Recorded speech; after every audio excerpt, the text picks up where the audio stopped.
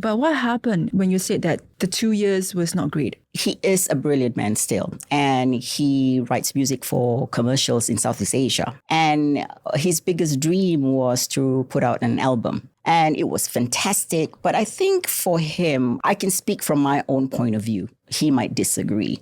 I think the fear of failing, to have this product, to go to someone, to the producer and say, I have this product, which he is a detailed person. The sound, he can hear sound and you can't hear it. He goes, nope, redo it, whatever.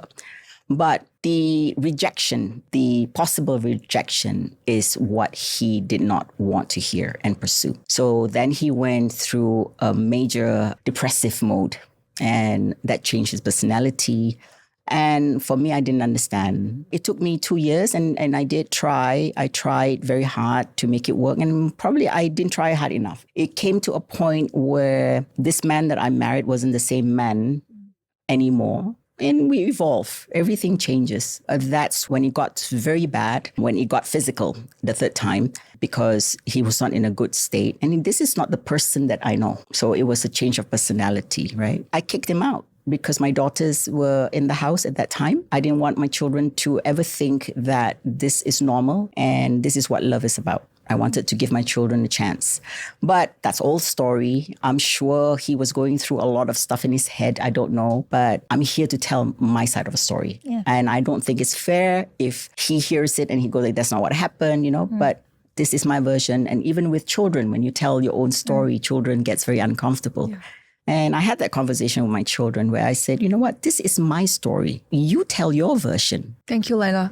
I hear the part where you actually talk so much good things about your ex-husband.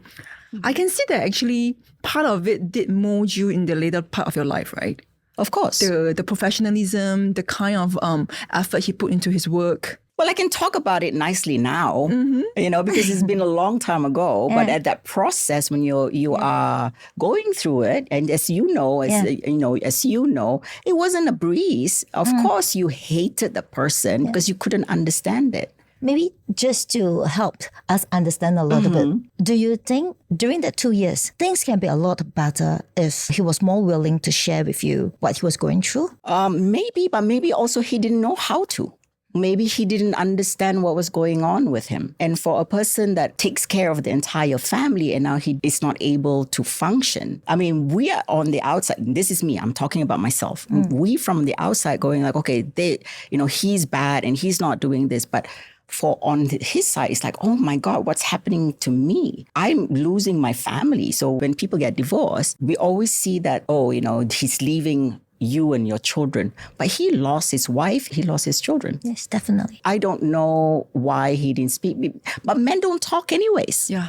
This is the problem. Men don't feel it. Yes, they don't. Yeah, and especially when they look like they have been very successful all this while, taking care of you, they will not want to portray the not so good part to you and to the family. But this is also typical of the dynamics of being a man and being a woman, right? Yeah.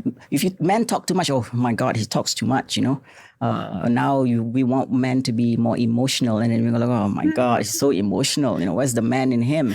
It's kind of confusing. But if you think back, sometimes if they don't talk, they don't tell us what they're thinking about, how they feel. We are not inside him. We are not we are not the worm in him, right? So we won't know. It's very important for any relationships that we should communicate. Of course. And communication takes a lot of skill and effort. But I believe at the point, both persons were not in the right mindset to be more logical, I feel. Of course. But I think also it comes from a stems of fear, right? Because I was a housewife and he's the breadwinner, right? And he doesn't want to go to work. So I go like, okay, let's go, I'm going to go with you, and he can't function. He can't verbalize it. And what you say is correct. Communication is key, but timing is also key. How I say to you might sound so good in my head. When it comes out, it doesn't sound exactly what I want to say, right? So it's a lot of skills, man. Yes. When a person is down, even a simple question to him may sound like you're demanding something from him. Correct. Yeah. So it is a perception that totally goes off.